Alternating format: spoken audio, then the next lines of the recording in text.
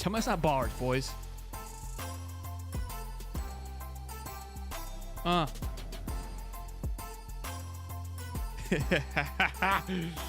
love it. Merry Christmas, boys.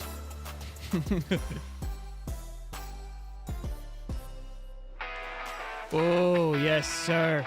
Good evening, good afternoon, ladies and gentlemen. Welcome back to another episode of High Top Sports. We have a jam-packed show for you guys today. Got a lot to go over. Billy Napier had a lot to say in his press conference today. He addressed the portal. He addressed recruiting. He addressed Graham Mertz' health. He addressed Graham Mertz' future with the Florida Gators. He talked about the miscues, Trevor Etienne run out of bounds, the fumble, the 4th and 17. We got a lot to talk about, and of course, Mr. Steph Harris will be on the show to bring some absolute smoke to talk about all things Florida Gators football on Saturday. His things he loved, things he didn't love, and I got some questions, of course, too. Boys, be sure to smash the like button, subscribe if your brand spanking new. Good to see all of your beautiful faces in here. It is officially Fuck Florida State week, okay? So if you haven't had a chance to tell your, local FSU fan, have a shitty day, please go do that. Now, I want to start the show up before we get into do anything real quick. Let me preface by saying this, okay? The injury that happened this weekend, awful, atrocious. Wouldn't wish it on a single soul my entire life, okay?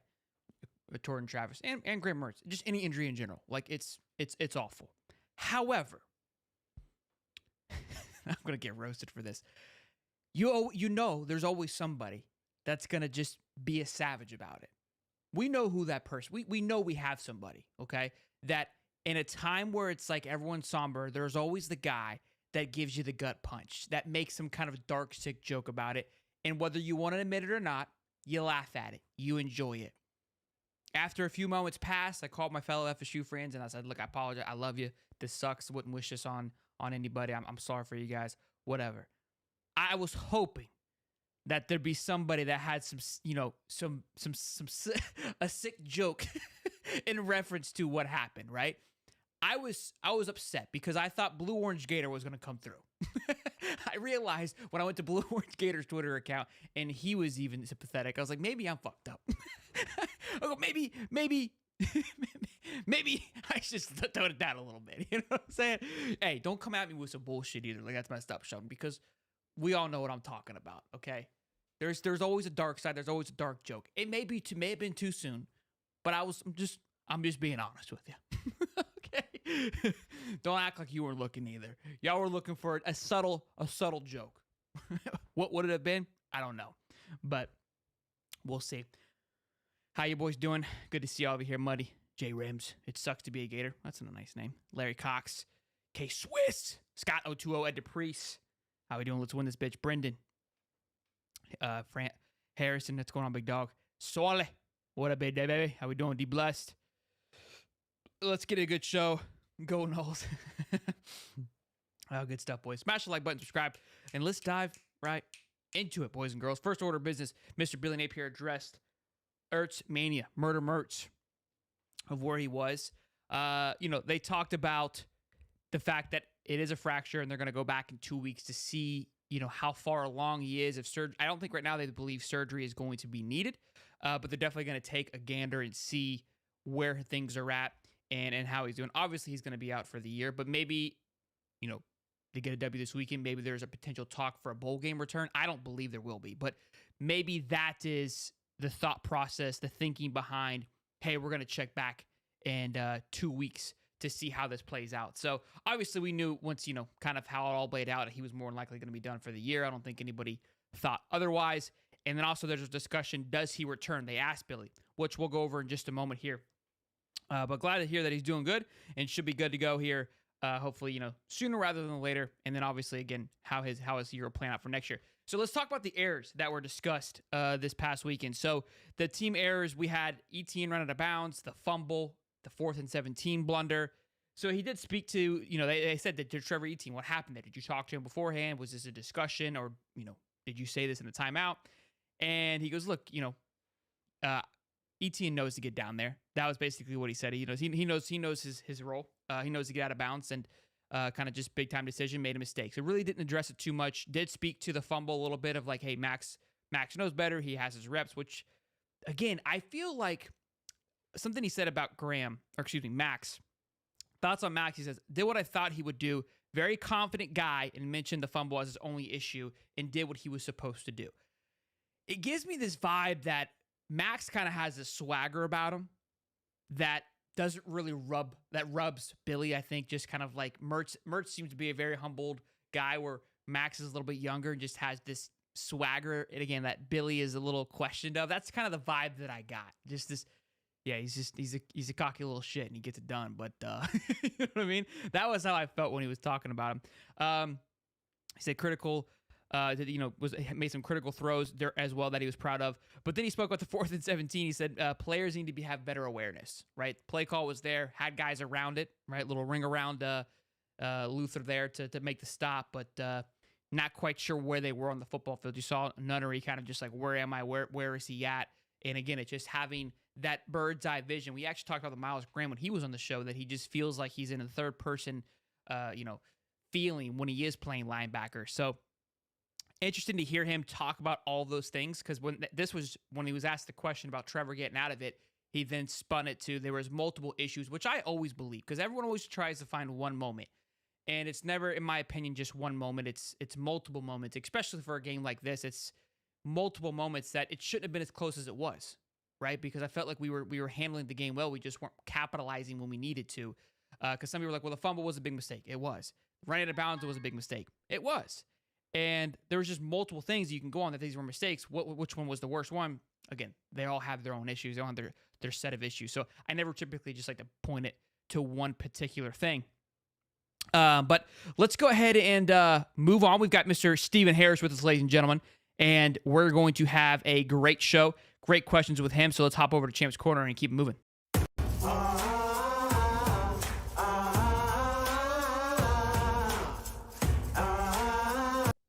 Mr. Stephen. Yes, sir. Yeah. What's going on, guys? What's going on, man? How are you doing, sir? Doing great, man. Can't complain. Playoff football, high school team. Got a game coming up this weekend, Friday, against CCT Clearwater. They beat us in the regular season by 1. We was on the road. We went for 2. We lost by 1 inch.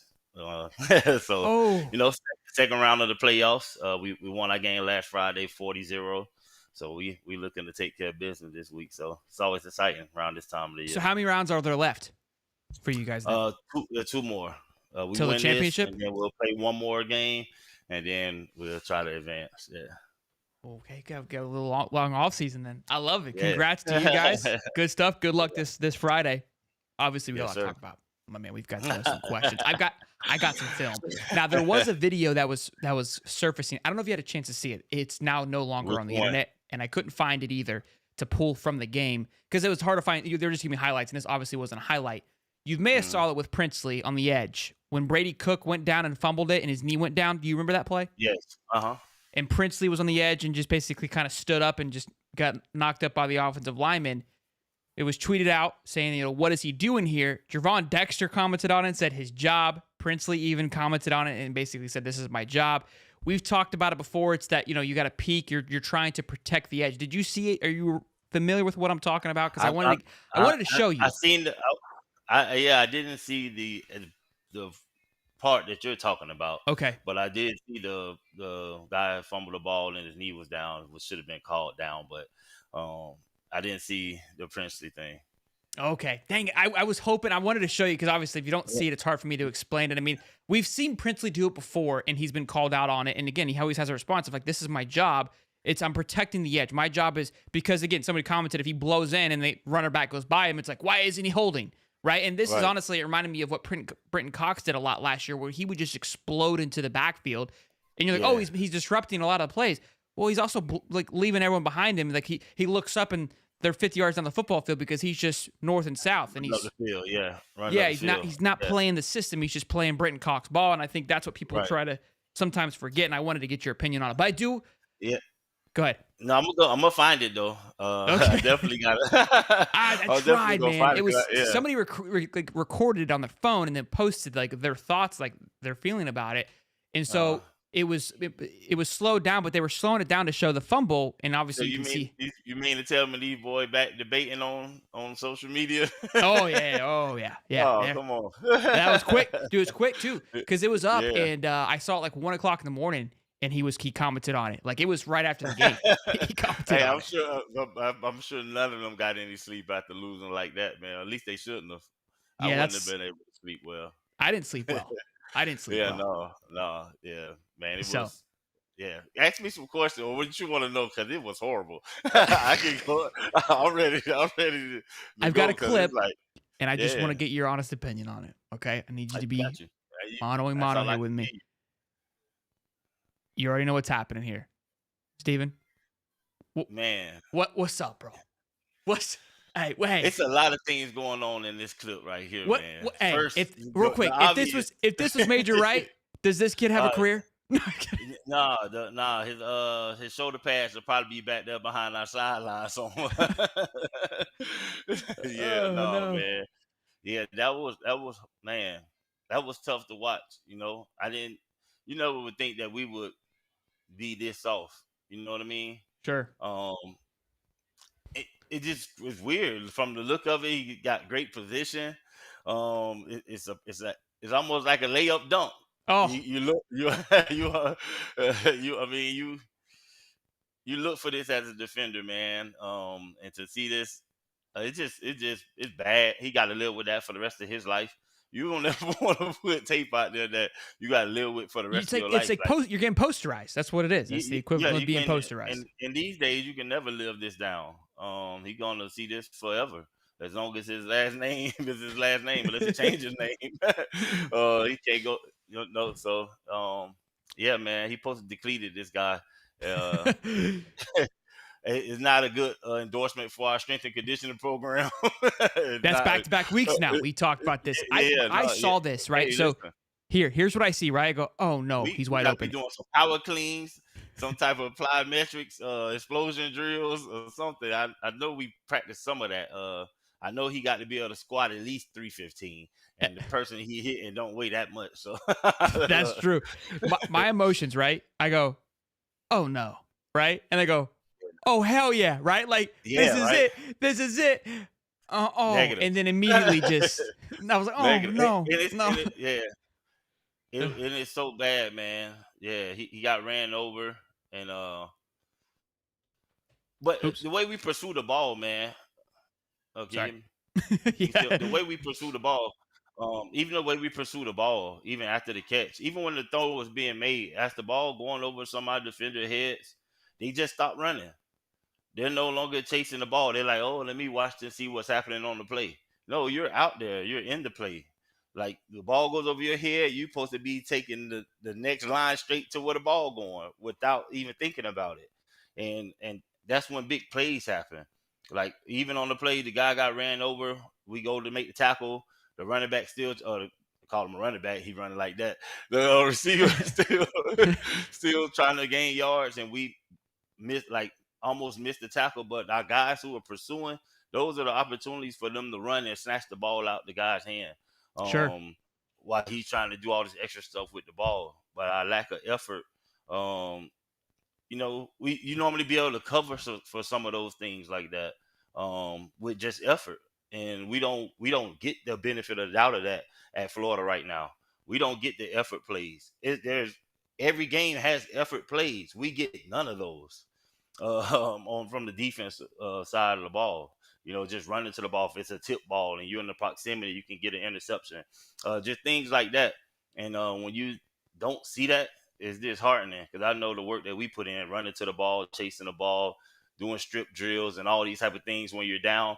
And as a defender, you're supposed to be trying to do all of that during the course of the game. And these guys just look.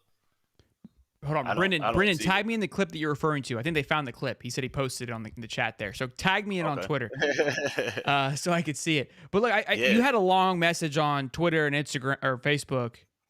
Kind of once the dust settled a little bit. We were live. That's why I said, hey, hop on, because somebody was Yeah. like, look what Stephen Harris just posted. And again, it's like we're all passionate. And this is where it gets a little confused because we all, like, at the end of the day, whether you believe in Billy, don't believe in Billy, or troll, maybe that's trolls, but we all want Florida to win, right? Yeah. And I think that's kind of just how all of us feel, and we all have our feeling and frustration. I feel like fans, we have a different perspective, but I think always, and I've always appreciated you coming on here and talking about it because Hmm. as a player, now a fan, your perspective Right. is much different than the rest of us because you at least played the game. I think your voice has much more validity to it than us fans because we're just sitting on the couch yelling at you. Mhm.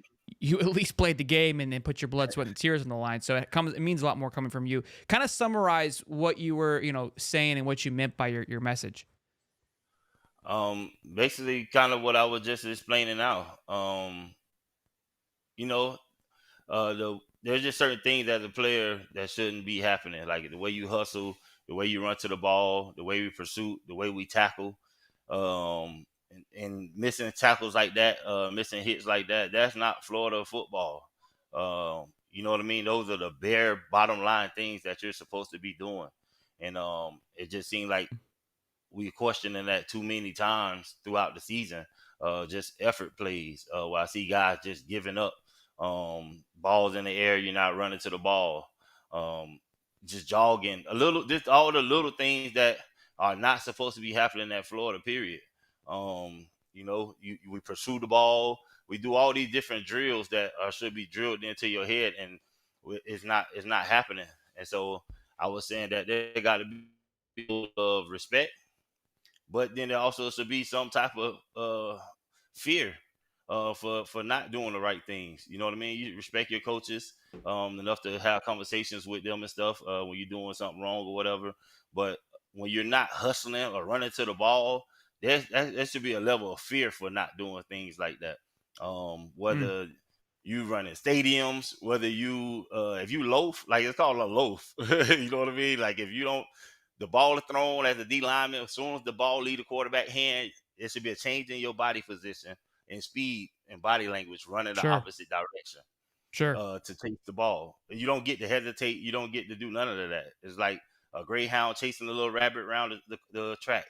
And so the big question, obviously, everyone keeps asking is, who does that fall back on? Where is the accountability After held? I mean, earlier in the season, I was giving it to you. You know what I okay, mean? I'm saying, okay, these guys are young. Maybe they just don't know. But now, this late in the season, I got to put it on the coaches. I mean, it okay, made me question the coaches. As far as how hard are we drilling this into their heads? okay. Like, how do they know how serious it is? Maybe they don't. You know, maybe they don't. Uh, when I was playing, if you didn't perform, they'll send you home. It wasn't nobody wasn't afraid to send nobody home or anything. You know what I mean? Sure. There were bottom line things that you had to do, and the stuff that I'm seeing is bare minimum stuff that we're not doing. So I got to put it on the coaches. And Now, and the the other question to that is, just with players not playing with passion and it falling back on the coaches, is would you call it more like position coaches, like the conditioning coach, DB coaches? I mean, it obviously always goes I back to the I top, mean but I thought it's gonna go all the way back to the top eventually. But we got to start individually. At the position when you notice it. If the cornerbacks are messing up and I'm the defensive coordinator, and I know, hey, I caught the right thing. The cornerbacks are messing up. I have to start with the coaches by me going to talk to my cornerback coach. now, I'm not going to the player. I'm going to the coach as the defensive coordinator to find okay, out, hey, what's going on? that What are makes you sense. guys doing in your meeting room? And so we're going to eliminate the problem at the head. We're not going to be guessing what's going on.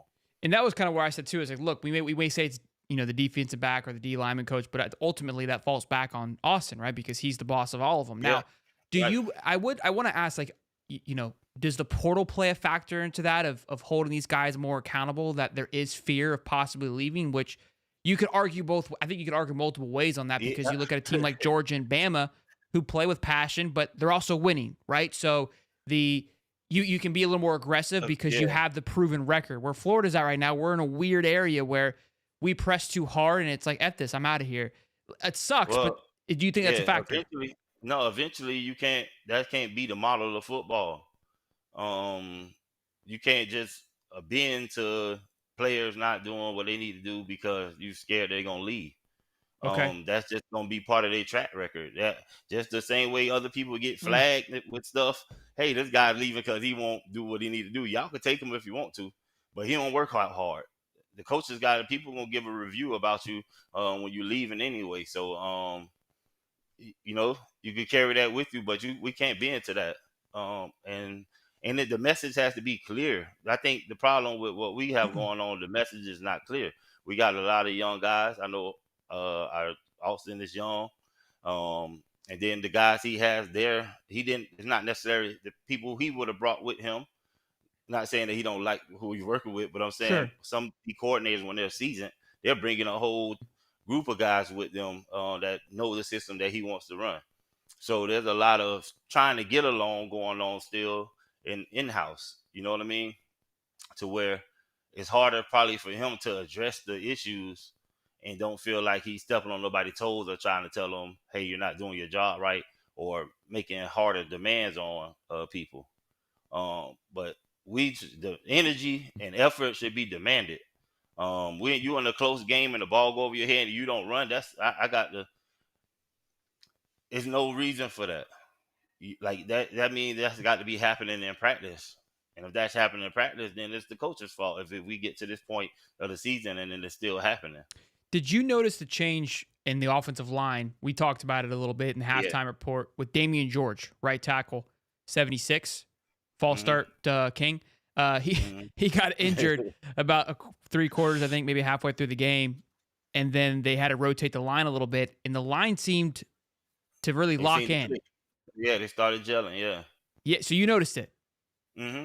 So it's interesting because people I see or they talk of like, wait, we don't have the depth to just be benching guys, which I believe to a certain extent. But when you put down a guy like Damian George and we bring in two very young guys and the line all of a sudden just works that much better, you kind of put an ego aside. And yes, Damian George may have may have more talent and more tools, but you've commented on him before, not moving his feet, and it could be just Yeah. too many egos on the line there. Where it's like I'd rather have a guy that's willing to sacrifice his life and may not have all the tools and techniques, but he's got more of this than Right. anybody on the line. Yeah.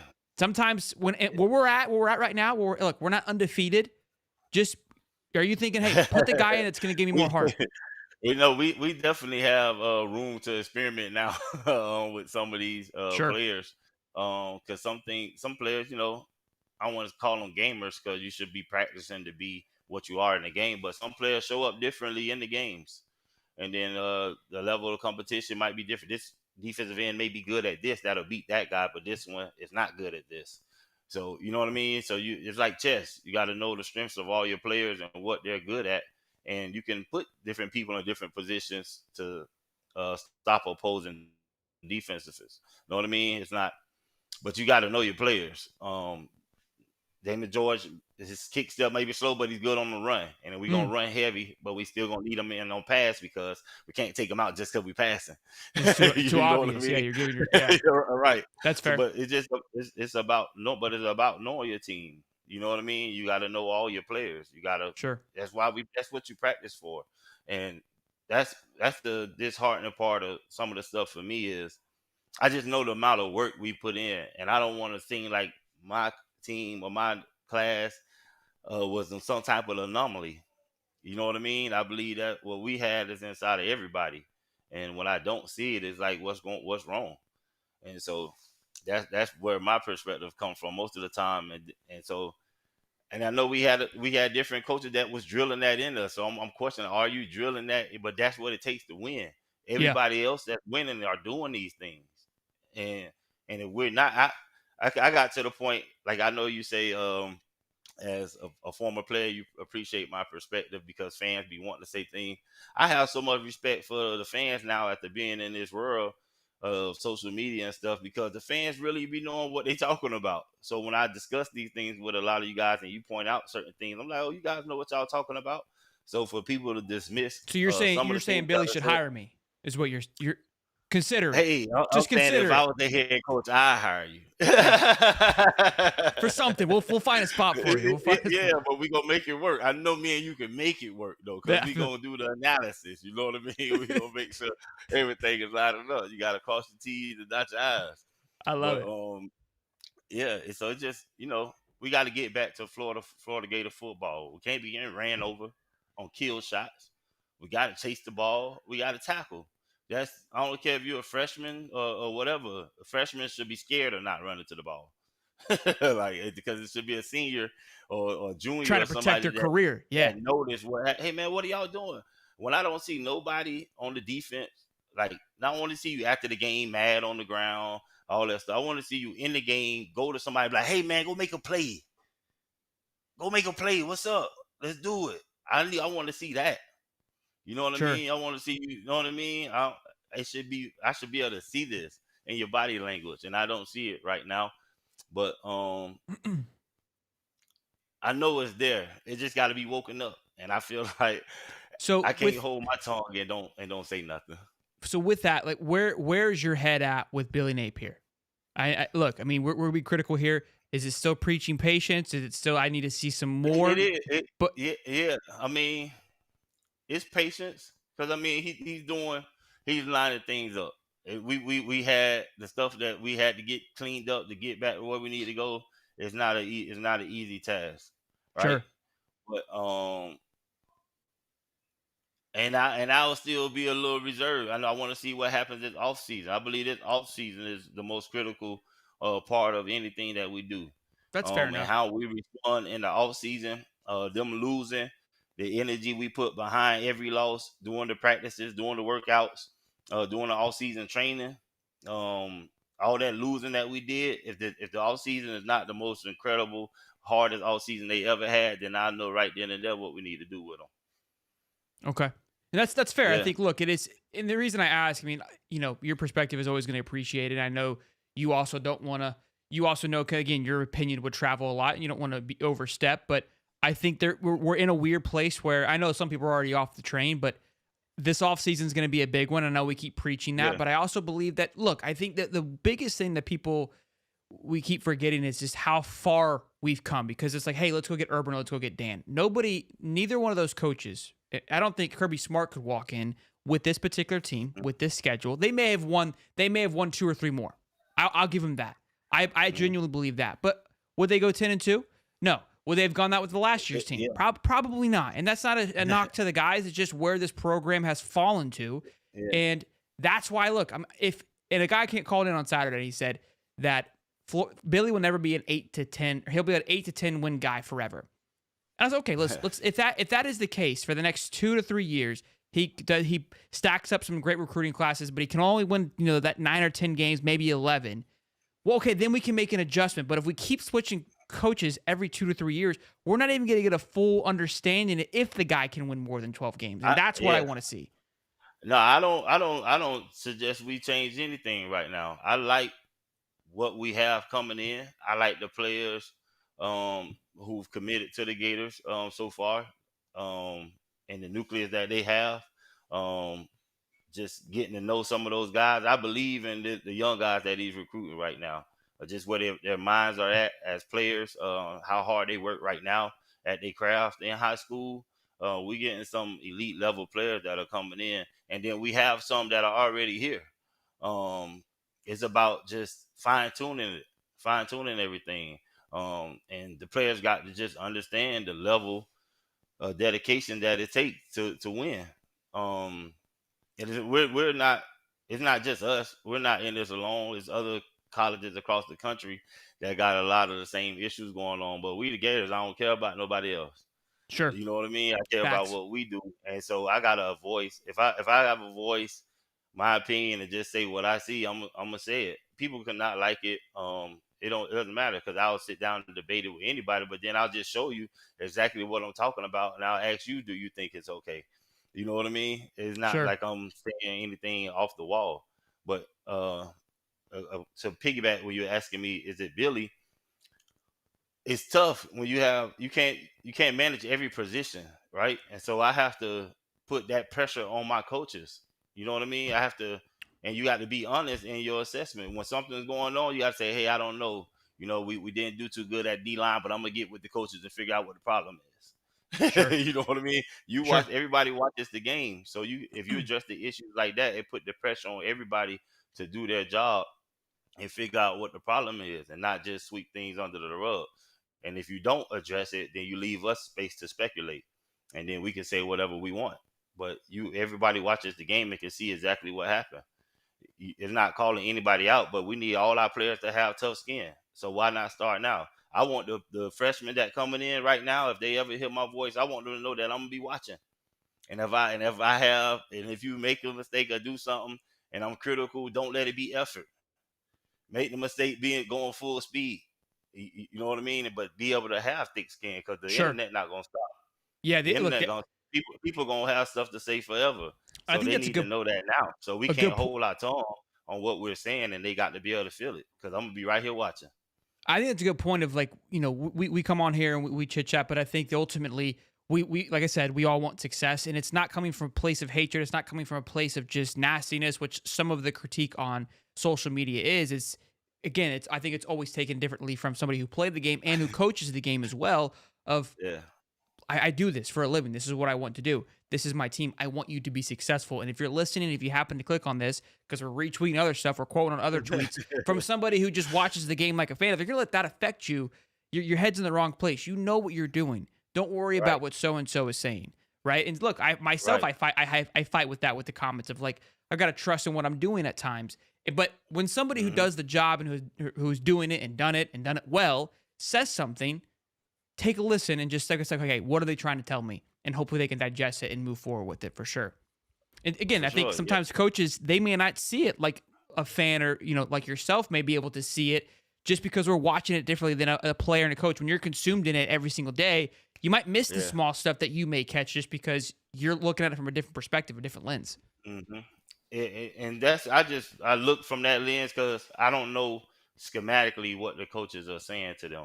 A coach could say, hey, when you see this, I want you to play a little bit of wider. Now, normally you would step down, but don't step down, because this is what they're going to run on this play. So if I'm just looking at it and saying he should be stepping down, I don't know what he's been told on that play. Sure. You know what I mean?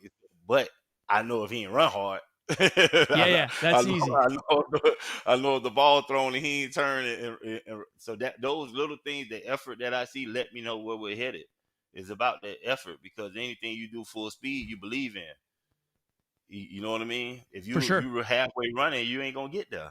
No, it only makes sense. I agree. That's always the easiest thing to look at. Is just, are you playing with heart? And that's not coaching. That's just your want to be there. Stephen Harris, again, this is it's always so much fun to kind of get you to pick your brain. I get to hear the fans on Saturday. I sleep on it on Sunday. I do Sunday show. I listen to Billy talk, and then I get to think about it for quite some time, and then get your perspective on it. It's always a blast. I know that the fans always appreciate it, and your honesty is always appreciated as well. As I know you try to keep it 100 and as much as you can. It's tough. You're in a look, myself included, right? Because we have the players on. I'm not trying to disrespect anybody, right? But we're still trying to. And again, I said this in the Sunday show. Saturday night when I was going to bed, I felt myself wanting more answers, right? You're looking for things to just tell me what the fuck just happened, right? Is somebody else talking about this? Let me hear what they're thinking. And that's, I think, what's great about the call-in show is they just get multiple perspectives. Whether it's crazy or not, you're at least it's crazy how many people think the same way or think completely different. In your own head. Right? We get a little confirmation of, okay, we're seeing the same thing, right? We're feeling the same way. Then you got somebody who brings in a different perspective, and it's like, okay, that was refreshing to hear your side. And you've obviously have your trolls, and you learn to ignore that and keep moving on and understand that we're building a process here. But it's always great to hear from you. Be sure to smash the like button, boys and girls, for Mr. Stephen Harris, and tell them where they can find him, my man. Yeah, man, I'm on X at Famo Gang 365. That's FAMOGANG 365, and Instagram Stephen Harris 93 Gator, and on Facebook just Stephen Harris. Look, he's had some emotional tweets this week, and you guys don't want to miss it. That one popped. That one went off. Yeah, man. Yeah, listen, I can't do it no more. I gotta, if I see it like that, I gotta say it, man. And I know it made a lot of people feel refreshed. I heard them people appreciated it. It came, again, when it comes from a place of love, it's not a place of hate. You don't have a commonality of tweets that are just negative, bashing the team, which No, one there is a thing count everybody know, I love my Gators, for so sure. I'm always gonna come from a place of love. It may be it's tough love. Hey, I got kids. Sometimes tough love is the best love. Yeah, I hear that. Mr. Stephen Harris, thank you as always, my man. Champs Corners, ladies and gentlemen. Go Gators, baby. Hey, Yes, let's sir. get. Hey, what we score prediction for this week? Almost forgot. What are we doing for Florida State? 50-0. Gator by a million, baby. That's how you close it down. Go Gators, big dog. I'll see you.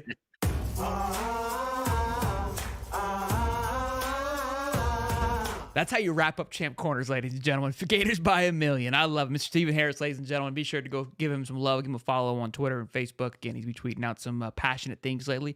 We always appreciate it and love it here. And always a great perspective. Again, as always, I'm honored I get to ask him questions and get to pick his brain a little bit and hear his thoughts. Again, boys and girls, be sure to smash the like button, subscribe. We are jam-packed. We have a lot to go over still. It's got a great show ahead of us. So, last little bit. Does Mertz return next year? We actually talked this on Wednesday, which is fun. We predicted the future a little bit, but now we're getting the last game of the season. That injury threw things up for grabs a little bit of like what could happen.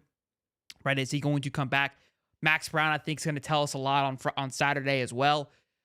But Billy was asked about it, and he goes, "Well, I'm going to let Mertz answer that question. That's up to him." I feel that he believes Mertz will stay by just his persona when he answering the question. How he felt about it. That's how it felt to me. But I think a lot of things are going to come into play. Here's how I see this playing out. I genuinely see him staying through the fall, or excuse me, the winter. DJ comes in. I don't know quite the date they have to declare for the draft, so that could play a factor into it. We talked on Wednesday. I think it benefits him to come back. But again, Max Brown goes out there and balls out on Saturday. DJ Lagway's coming in. All of a sudden, this competition gets a lot sharper. But that could be a good thing for Graham Mertz. But then also goes into, well, now this quarterback room just got extremely healthy. If Max Brown turns out being something more than what we thought it would be, again, I'm not making any assumptions here. I'm just getting ahead of myself a little bit. Right? With the portal, it keeps things very, very interesting. It's hard to stack quarterbacks unless you're Georgia and Alabama anymore. So we'll see. Again, he didn't have too much to say about him on that. Then recruiting. Will this class remain? I'm going to play the clip because it's too much for me to try to summarize here, but somebody's, great question. The class is falling apart, basically. And he said, what is your goal here? How do you, what do you do to keep this class intact? And again, we've got some time left. He talked about getting to the finish line, but I'm not going to go any further. Here's what he had to say. There's always been a debate on these in-state rivalries, like one team wins and it impacts recruiting one way or the other with kids. And obviously there's been a lot of chatter lately about keeping your recruiting class together through these struggles. How much of a concern is that right now with that? And have you noticed any impact of these decisions being based on struggles lately? Yeah, no, I think one of the things that's been interesting about this group that we have committed is I think they understand where we're at relative to our current dynamic. I think there's in part of the pitch and in the conversation, I think there is, there's a desire to be a part of something being built.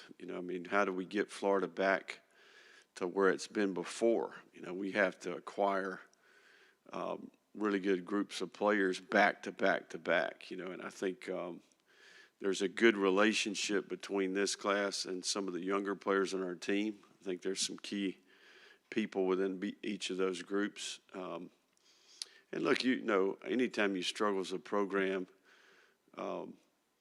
there's an element of that affects recruiting. There's no doubt about it. But there's also, you're early in your tenure. I think there's a reality relative to the big picture. And I think some are up for the challenge, and I think that this is a unique place and a special place, right? So, it's a great group, and I think they're made of the right stuff. They're up for the challenge. And, I think recruiting's always a battle, I don't know that it's ever been easy, so, we're trying to recruit elite players in every position. We have a number of them committed. And, we got about a month or so to get to the finish line. And I think I've been pleased with their response. Let me put it that way. And I think ultimately they have relationships with the players on our team. And that gives them insight to what's it like here, what's taking place here.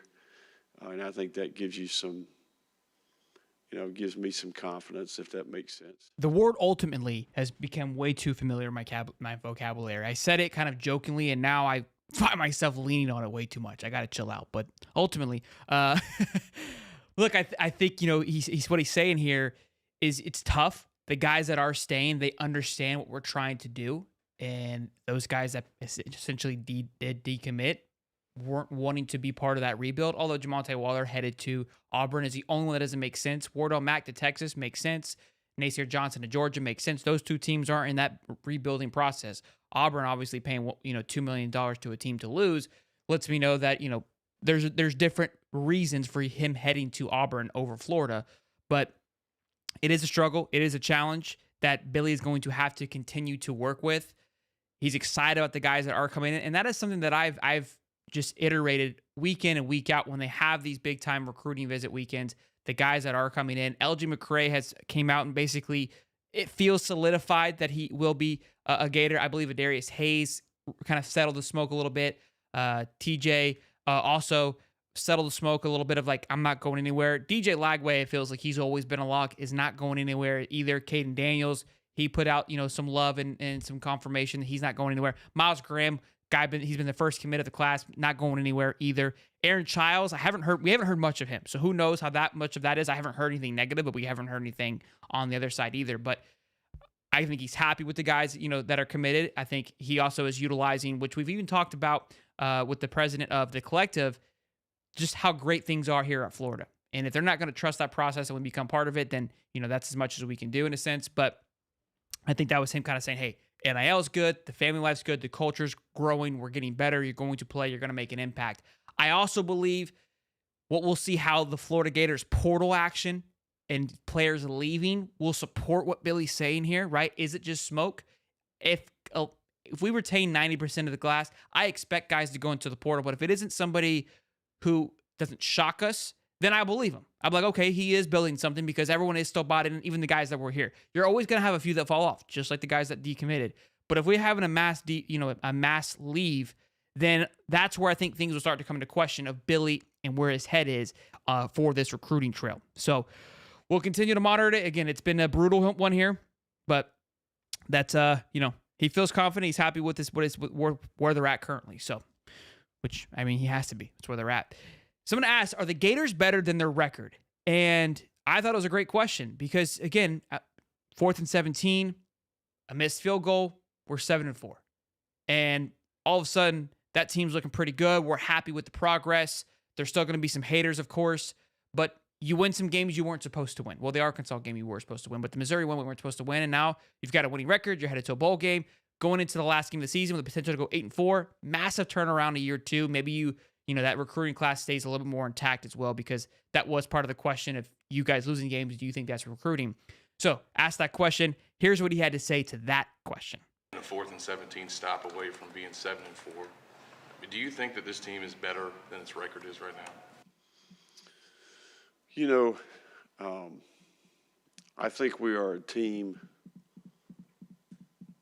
I think it goes back to Edgar's comment earlier, right? I think we're a team that can be competitive with about anybody, if that makes sense. We're capable of beating anybody, and anybody's capable of beating us, if that makes sense. I think that's kind of who we are. I think our struggles have been inconsistency. We're yet to put it together, a dominant performance in all three parts of our team. Some of that is injuries, lack of depth, youth. We're not going to allow,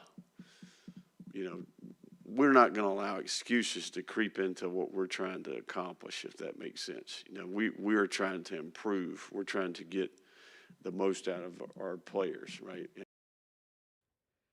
So look, I think it was a yes or no question, and we didn't get either of those things. I think he's trying to say yes, but he also knows if he says yes, it's like, then why are you 7-4? If you think you're that, what is it the coaching then? Because you're saying you have the talent.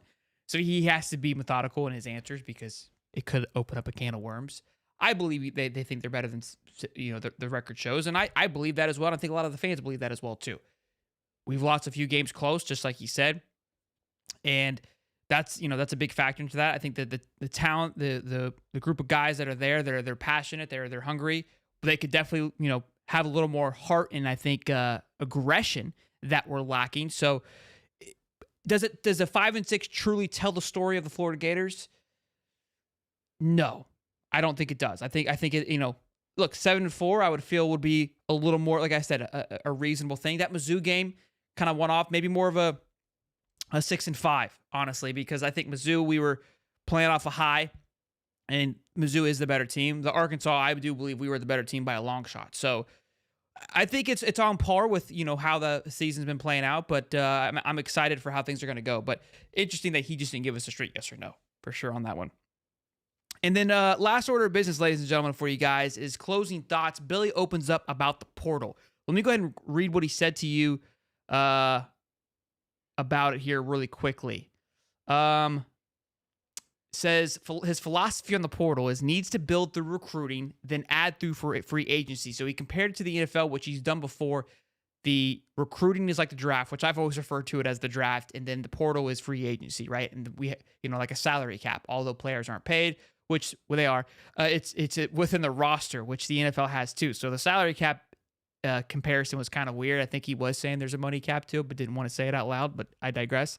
It says, add to the free agency that fits your needs, that approaches, that will continue to make the team continue to grow. So he's talking about building through the draft, compounding great classes together, and then piecing pieces together. And then he says, like a Graham Mertz, like a Ricky Pearsall, like a Montrell Johnson. These guys are supposed to fill in the gaps that you need. And to be fair, I think he's 100% right. I know we're going to point to Mike Norvell. I know we're going to point to Lincoln Riley, Lane Kiffin, and their actions in the portal. But I'm going to point back to Lincoln Riley and the downfall they've had this year.